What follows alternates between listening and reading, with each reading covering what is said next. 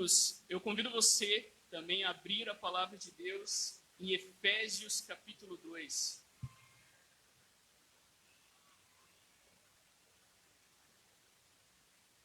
Efésios capítulo 2 é um texto clássico sobre a graça de Deus.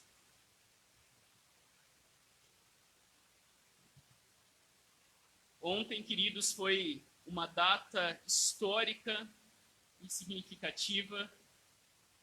Foi uma data importante porque às vésperas do dia de Todos os Santos, lá estava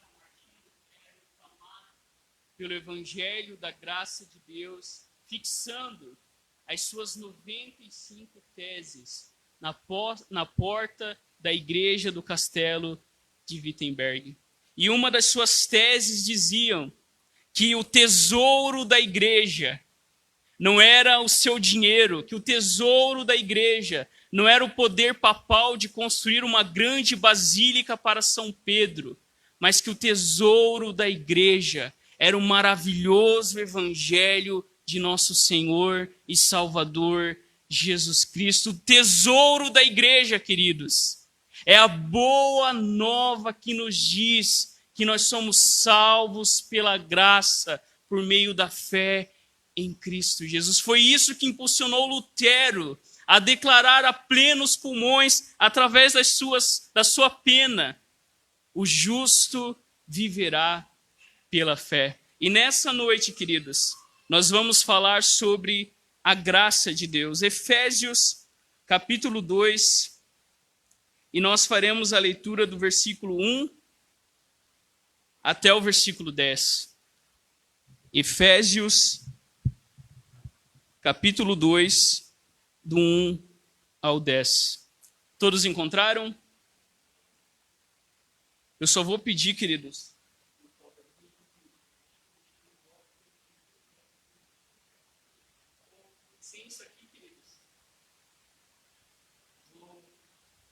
sem isso aqui eu não enxergo nem. Vamos ler a palavra de Deus? Efésios capítulo 2, do 1 ao 10, a palavra de Deus nos diz assim: ouça com fé o que o Senhor nos diz. Ele vos deu vida, estando vós mortos nos vossos delitos e pecados, nos quais andaste outrora, segundo o curso deste mundo, segundo o príncipe da potestade do ar, do espírito que agora atua nos filhos da desobediência, entre os quais também todos nós andamos outrora, segundo as inclinações da nossa carne, fazendo a vontade da carne e dos pensamentos, e éramos por natureza filhos da ira, como também os demais.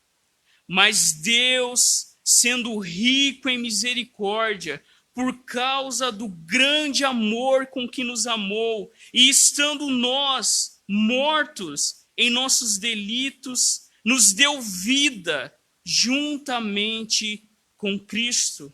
Pela graça sois salvos, e juntamente com Ele nos ressuscitou e nos fez assentar nos lugares celestiais em Cristo Jesus, para mostrar nos séculos vindouros a suprema riqueza da sua graça, em bondade para conosco em Cristo Jesus. Porque pela graça sois salvos, mediante a fé, e isto não vem de vós, é dom de Deus, não de obras, para que ninguém se glorie, pois somos feitura dele, criados em Cristo Jesus para boas obras, as quais Deus de antemão preparou para que andássemos nelas. Esta é a palavra do Senhor. Graças a Deus. Feche seus olhos. Pai, nós estamos diante da tua palavra que fala sobre a miserável condição humana que nós nos encontrávamos quando estávamos longe do Senhor, a tua palavra que diz que nós estávamos mortos, que nós estávamos afogados no pecado, que nós não tínhamos vida alguma.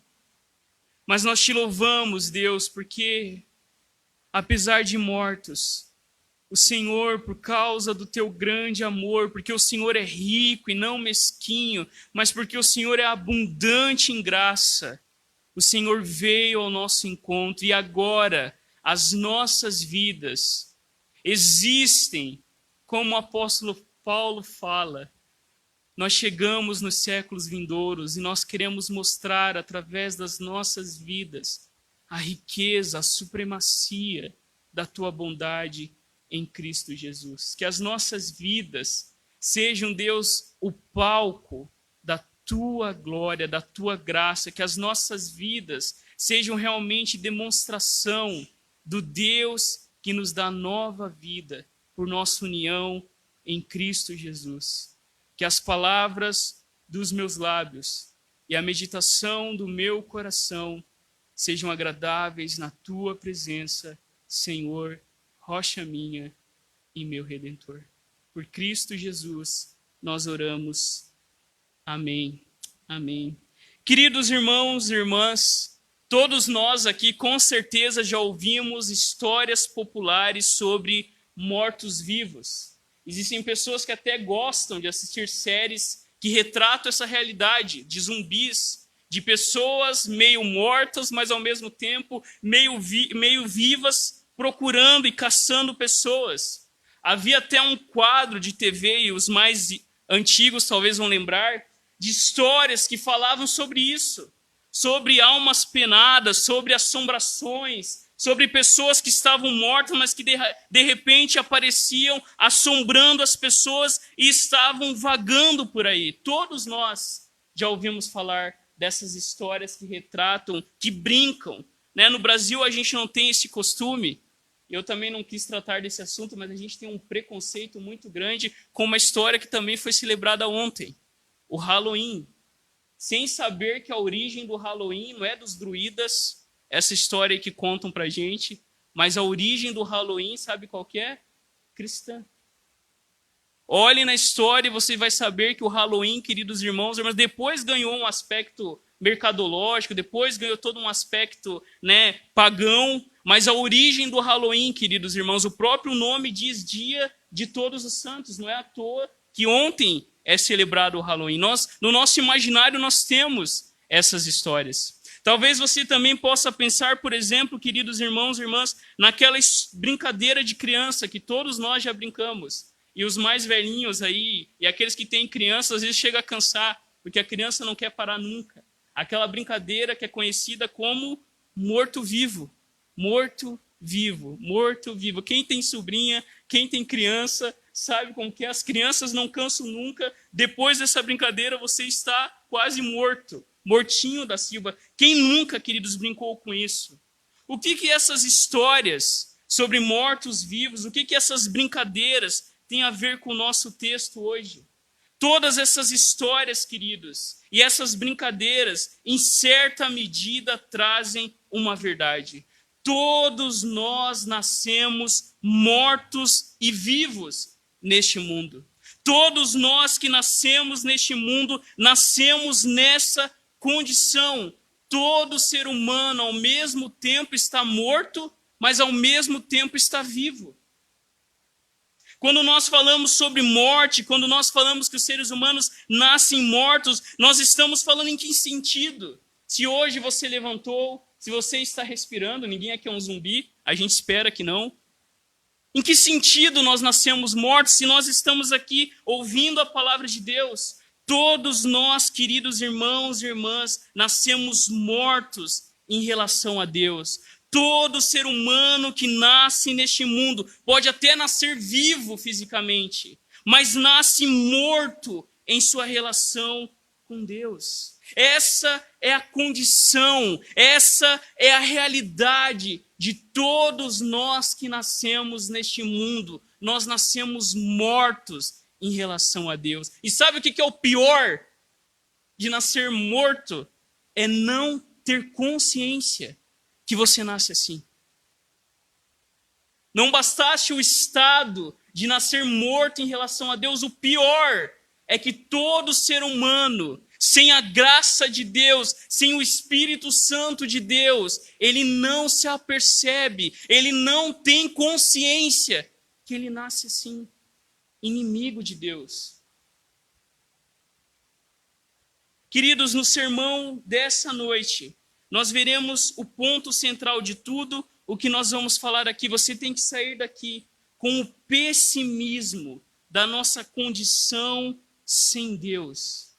Se você pensa no ser humano e você sem Deus e você não percebe, você não realmente reflete, não compreende o pessimismo da nossa condição sem Deus, Cristo se tornará dispensável.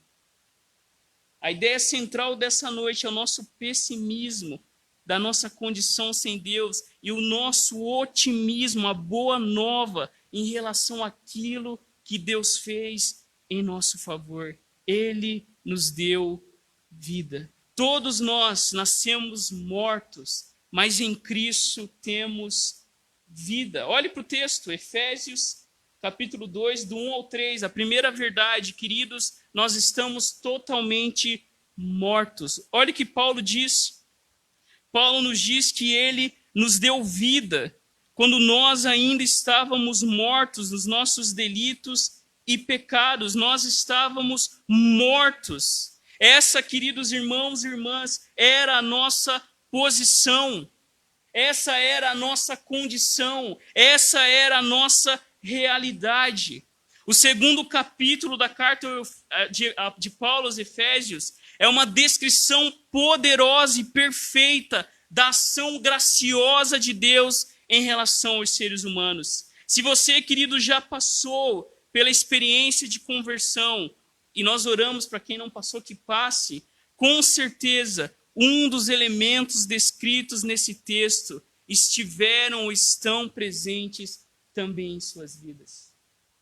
Porque nós estávamos totalmente mortos. Mas perceba no texto, queridos irmãos, que apesar disto tudo, o apóstolo Paulo não começa falando da misericórdia e da graça de Deus em nossa salvação, mas da condição que nós experimentamos antes que a graça de Deus alcance nossas vidas. Paulo descreve a condição em que vivem todos aqueles que não confessam Jesus como Senhor e Salvador de suas vidas, todos aqueles que não foram encontrados por Deus, todos aqueles que não foram iluminados pela luz de Jesus, todos aqueles que não ouviram sobre a graça poderosa de Deus, todos esses, como nós também, estávamos mortos, mortinhos da Silva, sem qualquer esperança.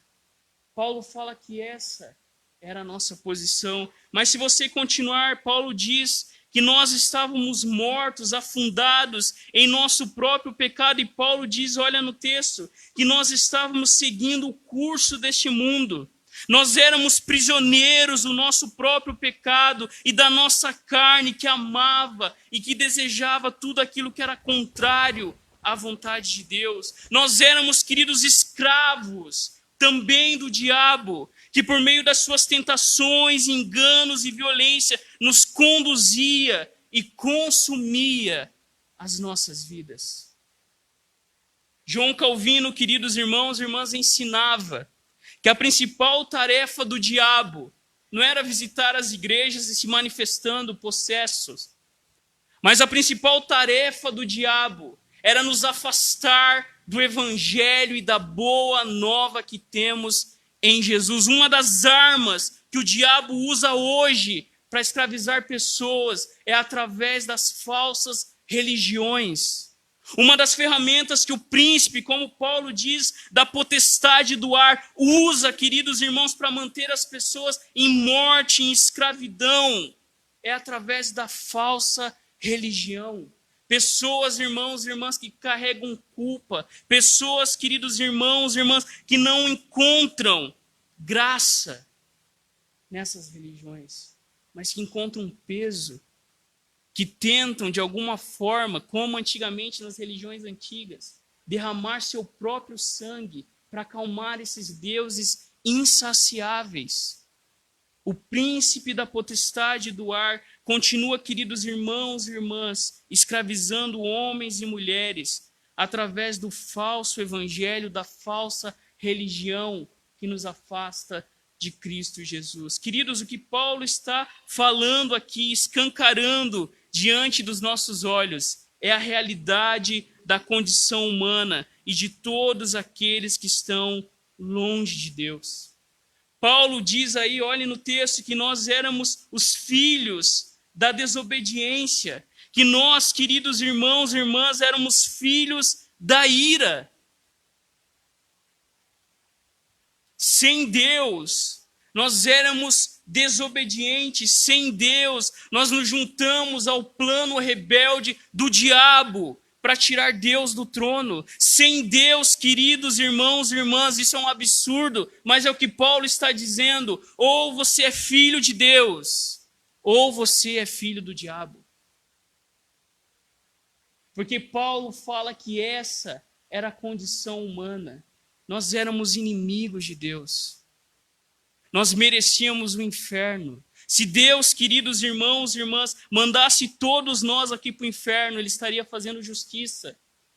Há um sermão do Jonathan Edwards, um sermão que ninguém busca na internet. O famoso sermão cujo título é Pecadores nas mãos de um Deus irado. Não é o sermão que a gente busca no YouTube.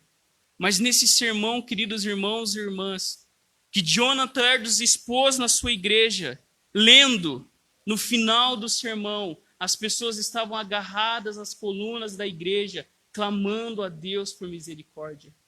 Porque Jonathan Edwards falava coisas como, por exemplo, você está manchando a criação de Deus.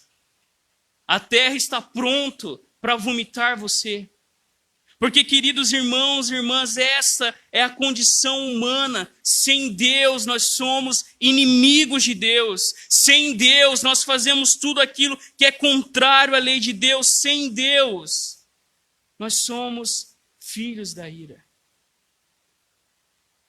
Essa, queridos, é a condição humana. Todos os seres humanos, incluindo eu e você, sem Deus, nós tentamos, de alguma forma, sermos livres. Nós tentamos, de alguma forma, viver a nossa vida com felicidade, mas nós acabamos em escravidão, em tristeza, na tentativa de sermos felizes e cheios de vida. Nós nos tornamos mortos e não conseguimos entender que se não fosse Deus, o nosso estado é pior do que um filme de terror que te dá medo.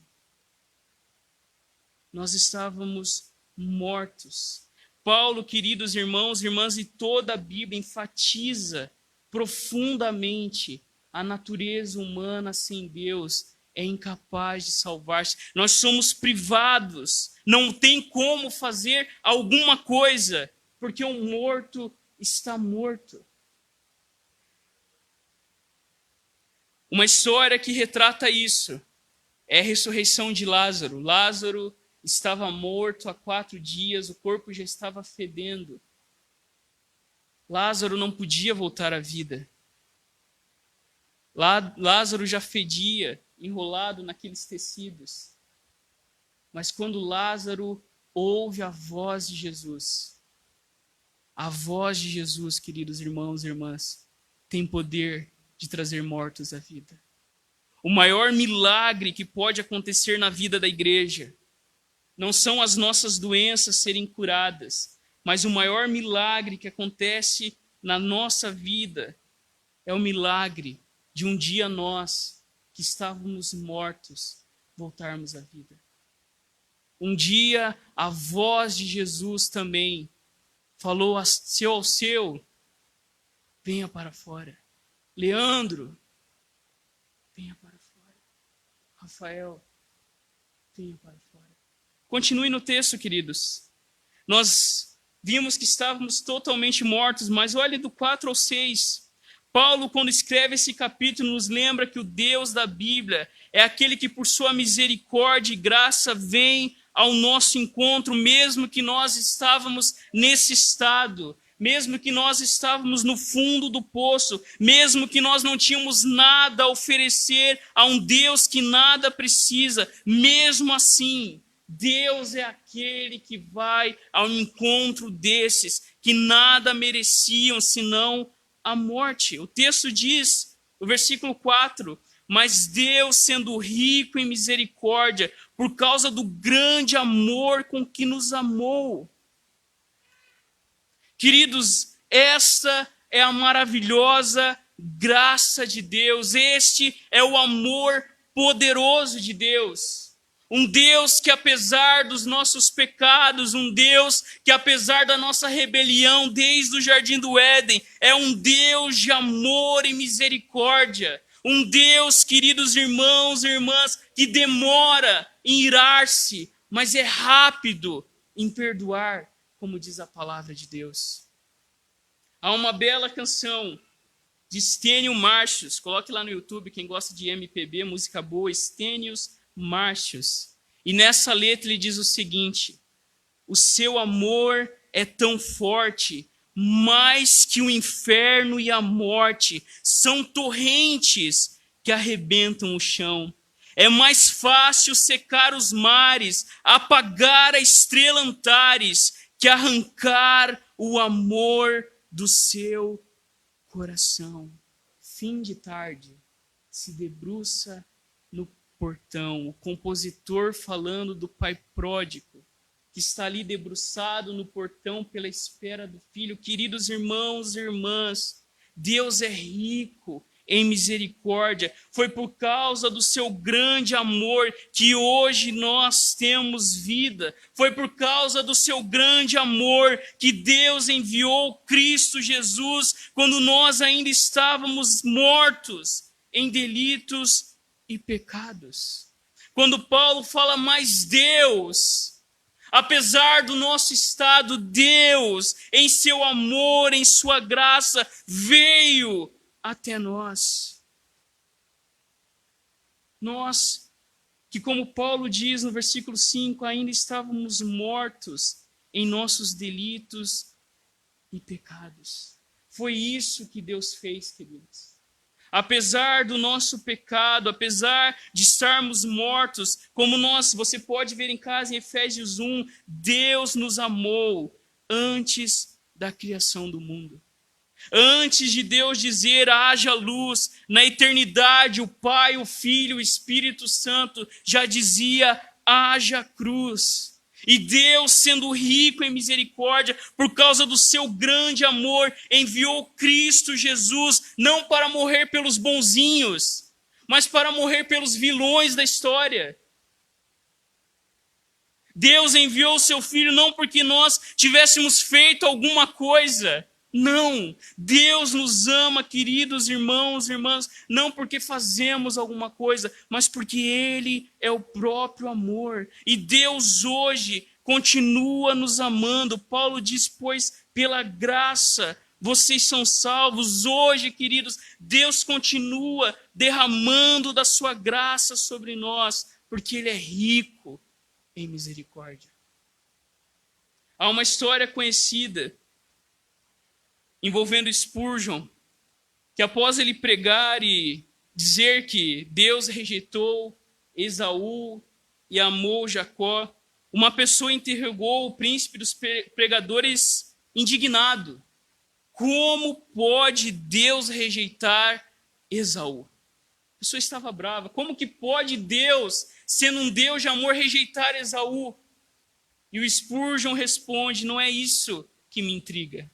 O que me intriga não é Deus ter rejeitado Esaú. O que me intriga é como pôde Deus amar Jacó. O que deve nos intrigar, queridos irmãos e irmãs, é como um Deus tão santo todo dia faz a sua misericórdia ser renovada sobre as nossas vidas. Preste atenção nisso, filho de Deus. Deus é rico em misericórdia. Nós levantamos todas as manhãs porque Deus derrama sobre o nosso mundo a sua misericórdia. Pense um pouco sobre isso. Todo dia o nome de Deus é blasfemado. Todo dia Deus olha para o mundo e vê maldade, violência, mentira e corrupção. E ainda assim, amanhã lá pelas 4:00 da manhã, que o sol está levantando mais cedo, 5 horas já é dia, Deus vai falar para o sol, se coloque de novo lá. Queridos, isso é misericórdia de Deus. Deus é rico em misericórdia. Amanhã nós vamos abrir os olhos, porque Deus é rico em misericórdia. Aquilo que Deus fez na cruz do Calvário evidencia isso. Deus não poupou Jesus, mas antes o entregou por nós. Deus, queridos irmãos e irmãs, é misericordioso. Às vezes nós cristãos, e alguns cristãos até pensam nisso, olha, Deus está demorando demais. Deus não está demorando, queridos. Deus está sendo paciente, chamando os homens e as mulheres a se arrependerem dos seus pecados e a confiarem tão somente em Cristo Jesus. Foi por causa do grande amor. O versículo 6, Paulo termina falando da ressurreição. Deus nos ressuscitou com Cristo Jesus e nos fez assentar nos lugares celestiais. Queridos, é tão bela a graça de Deus que Paulo fala de uma coisa que vai acontecer no futuro como se já tivesse acontecido. A graça de Deus é tão maravilhosa, nós fomos totalmente ressuscitados para essa nova vida que Paulo fala que nós já ressuscitamos com Cristo e já estamos assentados nos lugares celestiais. Queridos, isso é graça de Deus. A certeza que você pode viver a cada dia, não com medo do inferno, não com medo de Deus. Será que eu tenho pontos com Deus? Não. Em Cristo nós já estamos assentados com Deus. E há uma bela canção que diz, aonde Cristo está, é céu ali. Não é assim que diz uma canção antiga que nós cantamos? Porque nós já estamos em Cristo. Se você crê em Jesus, se você ouviu a voz clara de Jesus falando através do Evangelho, você já está com Deus antes mesmo de morrer. Paulo diz que nós estamos unidos com Cristo Jesus. Mas olhe, queridos, a terceira e última verdade entre os 7 ao 10. Nós falamos totalmente mortos. A segunda verdade, totalmente ressuscitados. E agora totalmente agraciados. Olha o versículo 7. Paulo diz que Deus fez tudo isso para mostrar nos séculos vindouros a suprema riqueza da sua graça em bondade para conosco em Cristo Jesus. Veja bem isso, queridos. Nós não somos apenas espectadores sentados em nossas poltronas confortáveis, observando aquilo que Deus está fazendo no mundo. Isso já seria algo esplêndido.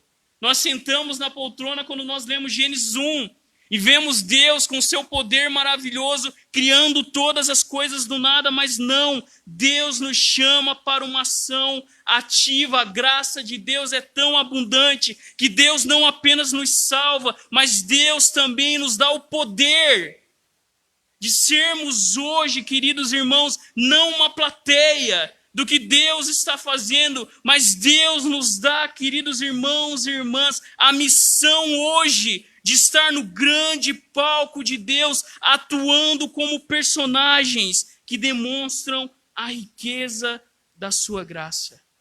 C.S. Lewis fala muito sobre isso. C.S. Lewis vai falar que o que importa nessa vida é se você atua bem. Queridos irmãos e irmãs, quando Paulo está dizendo que Deus nos salvou para mostrar exatamente isso, imagina Deus escrevendo uma história maravilhosa que tem como objetivo glorificar o seu nome, manifestar Jesus neste mundo, e Deus nos torna participantes dessa grande história.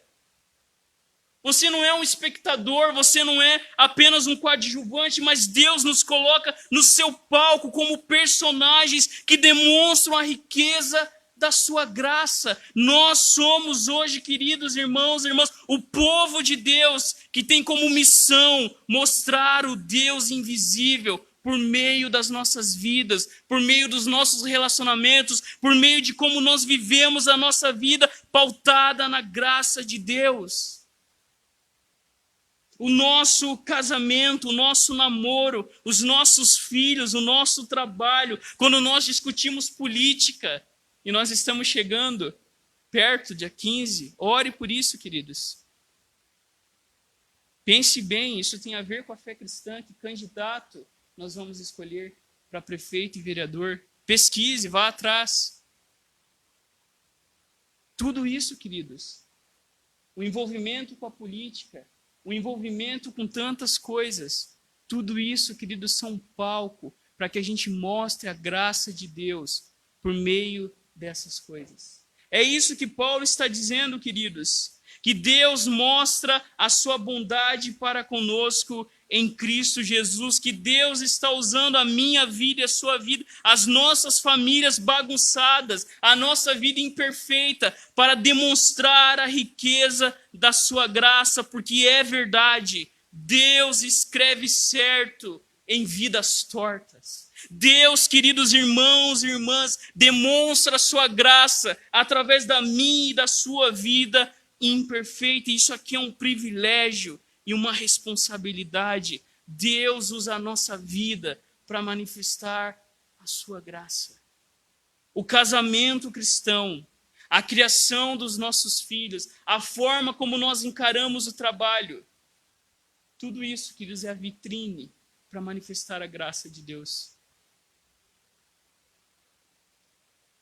Quando nós estamos lá no nosso trabalho, dando o melhor, não reclamando, não murmurando, lembrando que o nosso verdadeiro patrão é Cristo Jesus. Porque a nossa vida, queridos, deve mostrar a graça de Deus, a sua riqueza. Paulo, queridos, olha o versículo 8, diz que pela graça, esse é o lema, um dos lemas da Reforma Protestante, porque vocês são salvos pela graça, mediante a fé, e é bem claro, isto não vem de vocês, é dom de Deus, não de obras, para que ninguém se glorie. Por que nós fomos salvos? Você já parou para pensar nisso? Por que nós nascemos na família que nascemos? Por que nós moramos no país que moramos? E somos privilegiados? Por causa da graça de Deus. Porque é pela graça de Deus, queridos irmãos, que nós somos salvos. É pela graça de Deus, mediante a fé. E isso não vem de nós. Isso não é uma virtude nossa. Isso é um presente de Deus, é um dom de Deus. Não é por obras. Ninguém pode exigir alguma coisa de Deus. Porque não é pelo que fazemos ou deixamos de fazer, mas é pela obra de Cristo na cruz.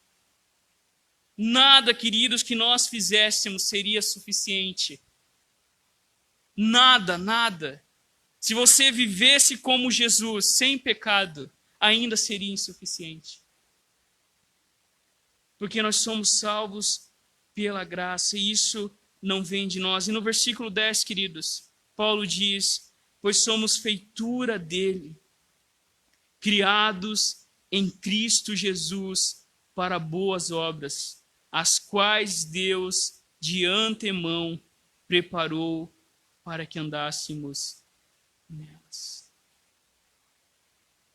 Se nós começamos o nosso texto falando sobre morte, nós terminamos falando sobre Deus nos fazendo de volta em Cristo Jesus. Algumas traduções bíblicas falam sobre somos obra-prima de Deus, criados em Cristo Jesus. Queridos, se nós um dia estávamos mortos, agora em Jesus, Deus está nos fazendo de novo. E Paulo diz em sua carta aos Coríntios que nós somos nova criatura em Cristo Jesus. Querido, se você fica espantado quando lê Gênesis 1 e ver Deus criando todas as coisas do nada, você deve ficar ainda mais espantado quando você olha para alguém que estava morto em delitos e pecados e de repente essa pessoa fala: eu amo Jesus. O bispo John Riley, eu esqueci o nome, um bispo anglicano, dizia, queridos, que o maior milagre na igreja é quando alguém vem e diz: eu creio em Jesus, eu confio nele. O maior milagre na igreja é exatamente isso, quando Deus, através de Cristo Jesus, está, queridos, fazendo uma nova criação, e nós somos, como a palavra diz, as primícias do reino de Deus, que será estabelecido na terra. Queridos, talvez uma das preocupações que a gente tem é: qual a vontade de Deus para a minha vida? Que a gente até canta, né? Eu quero estar no centro da tua vontade. Qual que é, queridos irmãos e irmãs, como que eu sei que eu estou vivendo a vontade de Deus? Eu sei que eu estou vivendo a vontade de Deus quando eu estou em Cristo. Eu sei que eu estou vivendo a vontade de Deus quando eu olho para trás e digo: graças a Deus, eu não sou o mesmo Rafael. Graças a Deus, eu não sou a mesma pessoa. A vontade de Deus para mim e para a sua vida, queridos irmãos e irmãs, é que pela nossa união a Cristo, Deus venha cada vez mais fazer de mim e de você nova criação. E Deus faz isso, assim como do nada Deus trouxe tudo à vida, agora Deus traz a sua nova criação por meio de Cristo Jesus. Nós temos um rei, nós temos um Messias, Cristo Jesus, e olhe no texto, obras que Deus já preparou para que andássemos nelas. Deus já tem algo para mim e para você, não é à toa o jeito de pessoa que você é.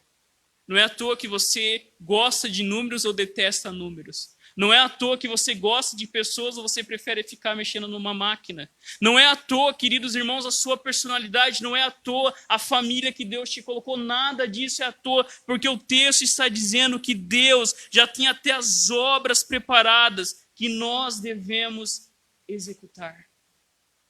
Às vezes nós ficamos, e é C.S. Lewis que nos ajuda a responder isso: como que você queria estar a hora que Jesus voltar? Como que você gostaria de estar?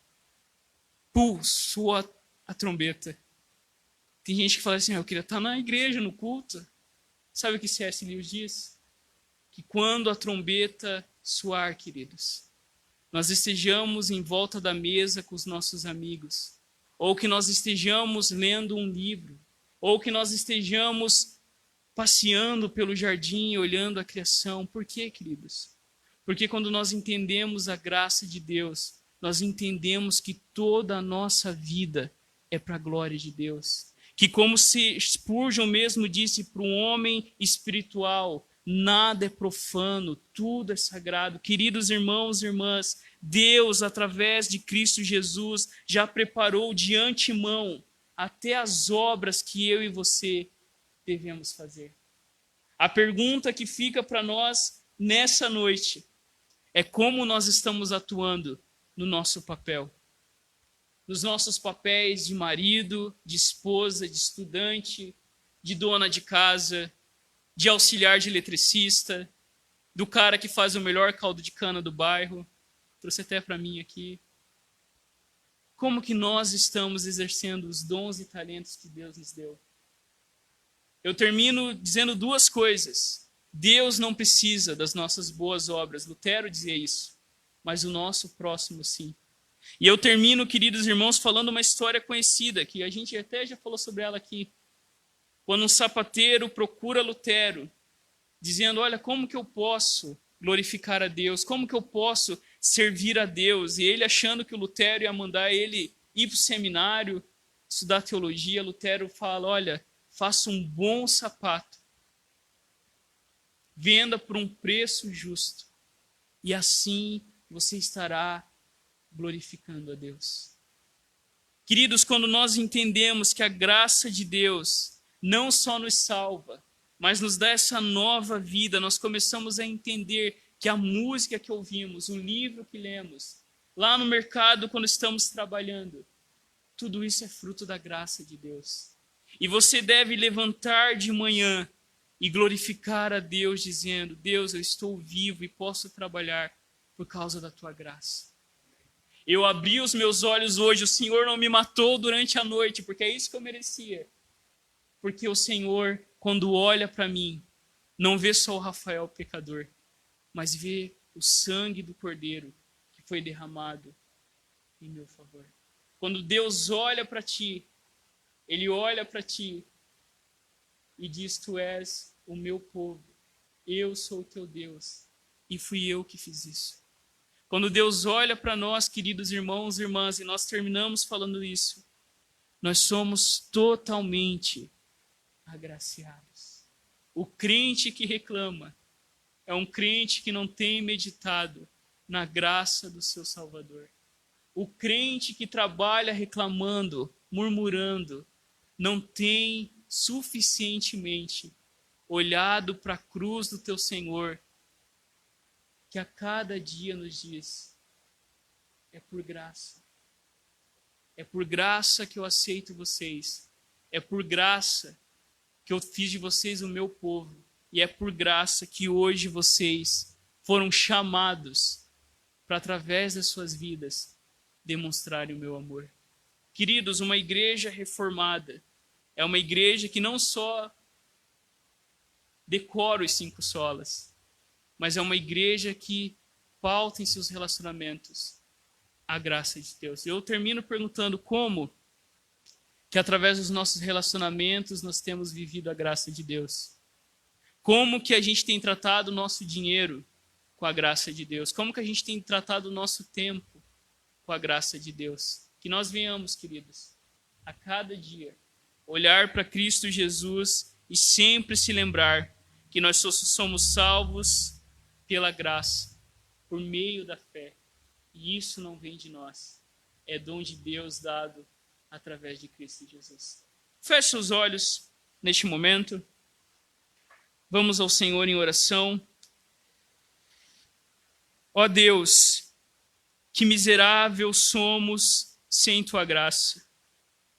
Ó Deus, que estado terrível nos encontramos longe de ti, ao ponto de não reconhecermos a nossa situação de incapacidade e morte espiritual, ao ponto de sermos cegos sem saber, surdos sem saber, mortos sem saber. Nós estávamos mortos longe de ti.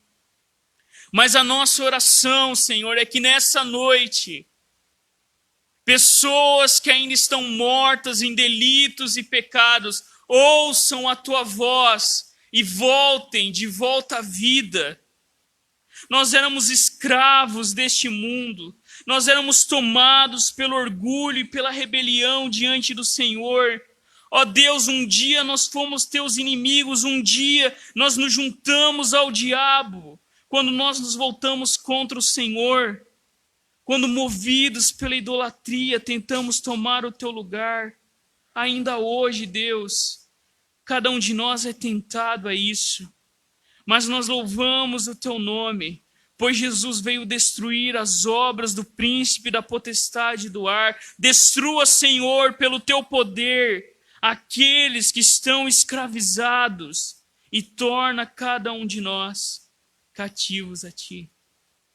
Glória ao teu nome, Senhor, pois o Senhor nos amou. O Senhor nos amou ainda quando a luz não brilhava neste mundo, quando o sol ainda não rompia no levante, quando, Deus, o mar ainda não esbravejava. O Senhor nos amou também quando foi imolado em afrontosa cruz. O meigo Salvador tomou-se para si, salvou-nos do pecado.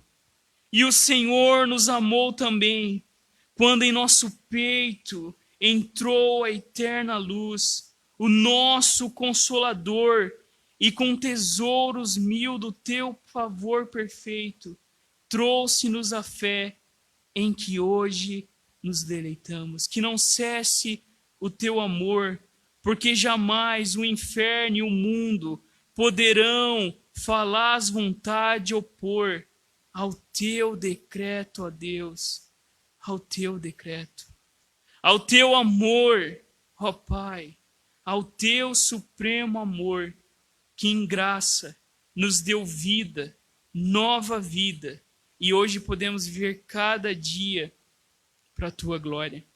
Fica conosco, nós oramos em nome daquele que morreu e ressuscitou. Nós oramos no nome daquele cuja voz nós queremos ouvir cada vez mais, a cada dia. Que o teu povo tenha ouvido a tua voz e que vidas, ó Deus, possam voltar à vida.